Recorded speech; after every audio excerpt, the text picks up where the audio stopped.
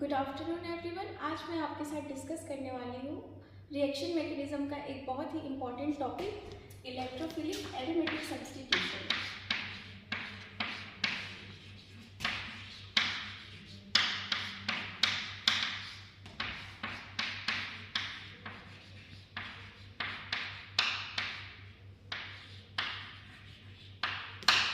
जब हम एक सिंपल इलेक्ट्रोफिलिक एरोमेटिक सब्स्टिट्यूशन की बात करते हैं, तो जब हम बात करते हैं बेंजीन के इलेक्ट्रोफिलिक सब्स्टिट्यूशन की, तो यहाँ एक हाइड्रोजन को आने वाला इलेक्ट्रोफाइल सब्स्टिट्यूट कर देता है और हमारा आने वाला इलेक्ट्रोफाइल बेंजीन पे लग जाता है। कुछ मेन टाइप्स है हमारे इलेक्ट्रोफिलिक एरोमेटिक सब्स्टिट्यूशन के, वो है सल्फोनेशन,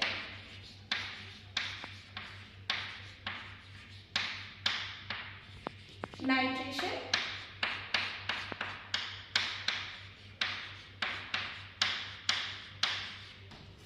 फ्रीडल-क्राफ्ट रिएक्शंस,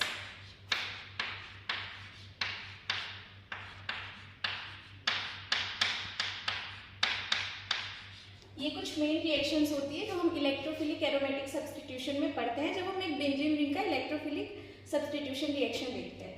अब जब हमारे पास बेंजीन रिंग पे कोई सब्स्टिट्यूशन नहीं होता है, तो हमारा आने वाला अपकमिंग इलेक्ट्रोफाइल किसी भी पोजीशंस पे लग सकता है, क्योंकि ये सारे ही इक्विवेलेंट होते हैं। पर अगर हमारा बेंजीन रिंग सब्स्टिट्यूटेड हो, तब हमारा आने वाला अपकमिंग ग्रुप कौन से पोजीशन पे लगेगा, ये डिपेंड करता है कि हमारे बेंजीन रिंग पे किस ग्रुप का सब्स्टिट्यूशन है।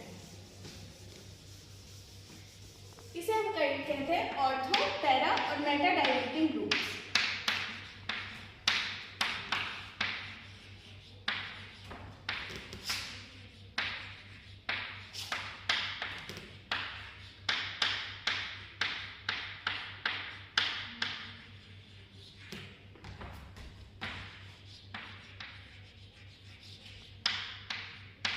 अब ये हमारे बीच हमेशा ही एक सबसे बड़ा डाउट होता है कि हमारे कौन से ग्रुप्स ऑर्थो पे आके लगेंगे, कौन से ग्रुप मेटा डायरेक्टिंग होते हैं, कौन से ग्रुप ऑर्थो और पैरा में मेजर पैरा देते हैं, कौन से ग्रुप्स ऑर्थो होते हैं। तो ये डिपेंड करते हैं कि हमारे जो सब्स्टिट्यूशन लगे वो कौन सा इफेक्ट हमारे बेंजीन रिंग पे डालते हैं, वो हमारे बेंजीन रिंग की इलेक्ट्रॉन डेंसिटी को इंक्रीज करते हैं या डिक्रीज करते हैं। उसके अकॉर्डिंग हम देखते हैं कि हमारा आने वाला जो अपकमिंग इलेक्ट्रोफाइल्स होते हैं वो कहाँ पे लगेगा। मेनली हमारे पास दो तरह के ग्रुप्स होते हैं जो बेंजीन रिंग पे इफेक्ट डालते हैं।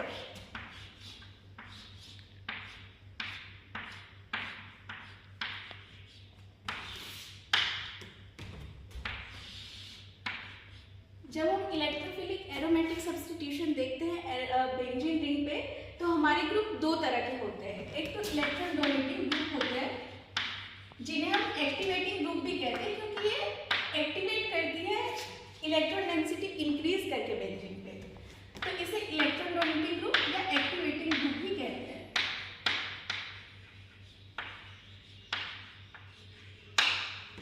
अब हमारा जो इलेक्ट्रॉन विथड्रॉइंग ग्रुप होती है उन्हें हम डीएक्टिवेटिंग ग्रुप भी कहते हैं, क्योंकि ये हमारे बेंजीन रिंग की इलेक्ट्रॉन डेंसिटी डिक्रीज करती है और हमारे इलेक्ट्रोफिलिक एरोमेटिक सब्स्टिट्यूशन रिएक्शन को डीएक्टिवेट करती है, एक तरह से उसकी रेट को डिक्रीज करती है।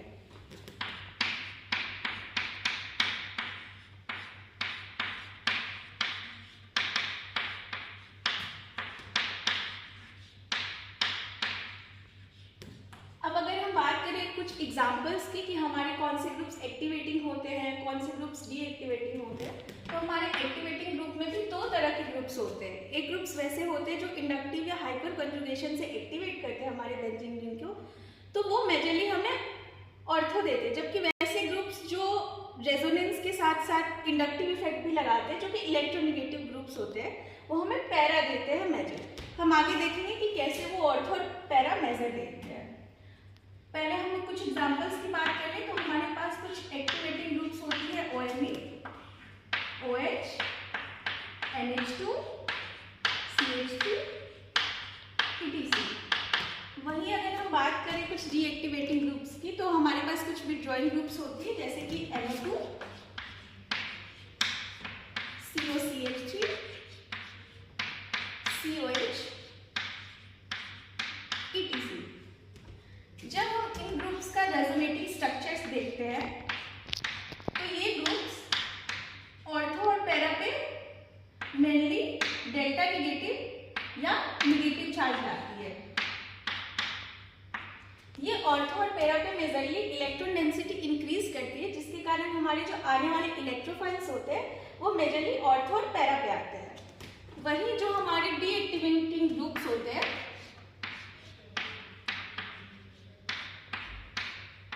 वो ऑर्थो और पैरा पे इलेक्ट्रॉन डेंसिटी को डिक्रीज करते हैं। इसीलिए जो हमारे आने वाले अपकमिंग इलेक्ट्रोफाइल्स होते हैं वो ऑर्थो और पैरा पे ना लग के मेटा पे लगते हैं, क्योंकि यहाँ पे कंपैरेटिवली हमारी इलेक्ट्रॉन डेंसिटी ऑर्थो और पैरा से ज्यादा होती है।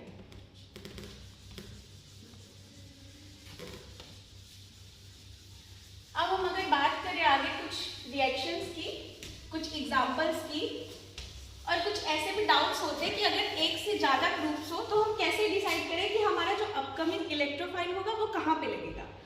तो हम एक एग्जांपल से इस बात को समझते हैं कि अगर हमारे पास दो एक्टिवेटिंग ग्रुप्स हो, फॉर एग्जांपल हमारे पास दो एक्टिवेटिंग ग्रुप मिथाइल और OCH3 हो।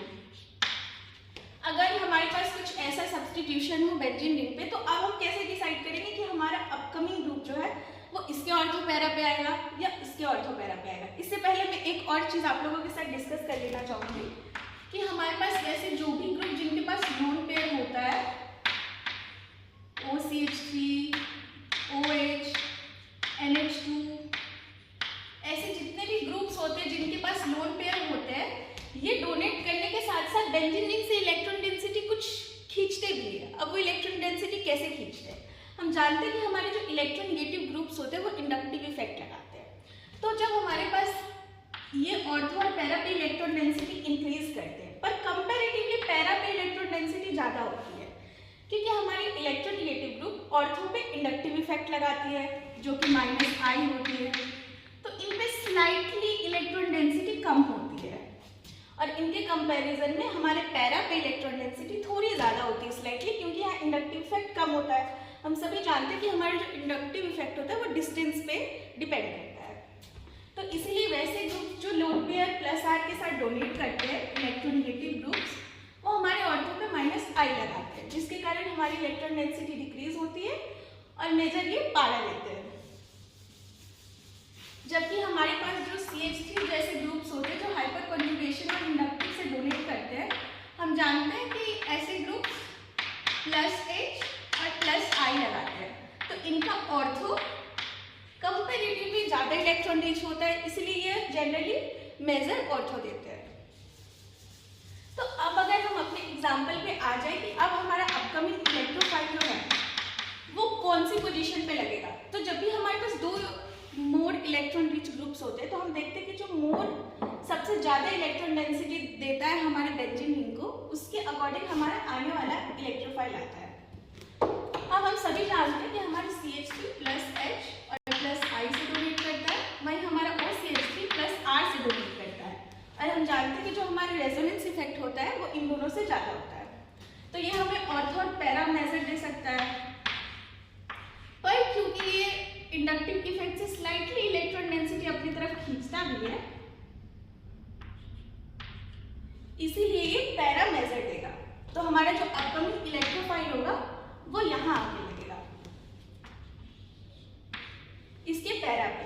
पर क्या हो अगर हमारे पास दो इलेक्ट्रॉन विथड्रॉइंग ग्रुप हो, तो हमारा अपकमिंग ग्रुप कहाँ आके लगेगा, ये भी हम एक एग्जांपल से समझते हैं। अगर हमारे पास एक एरोमेटिक रिंग बेंजीन है जो कुछ इस तरह से सब्स्टिट्यूटेड है, इसके एक पोजीशन पे हमने NO2 लगा दिया और इसके दूसरे पोजीशन पे हमने कीटोन लगा दिया है, तो अब हमारा जो इलेक्ट्रोफाइल आने वाला है वो कहाँ जाएगा?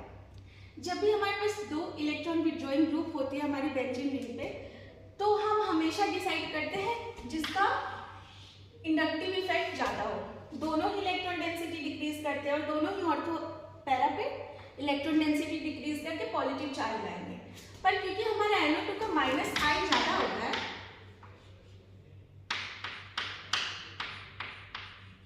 इसीलिए हम NO2 से डिसाइड करेंगे कि हमारा अपकमिंग ग्रुप कहाँ आएगा।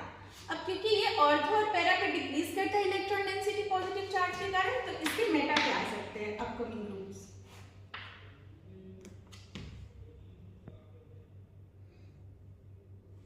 3 में तक तो पहले से ऑक्यूपाइड है, तो यही हमारा मेटा होगा। तो हमारा आने वाला जो अपकमिंग ग्रुप होगा इलेक्ट्रोफाइल, वो यहाँ पे आएगा। अब फर्दर अगर हम कुछ एग्जांपल्स देखें रिएक्शंस की, जैसे sulphonation, nitration, halogenation, Friedel Crafts alkylation and acylation.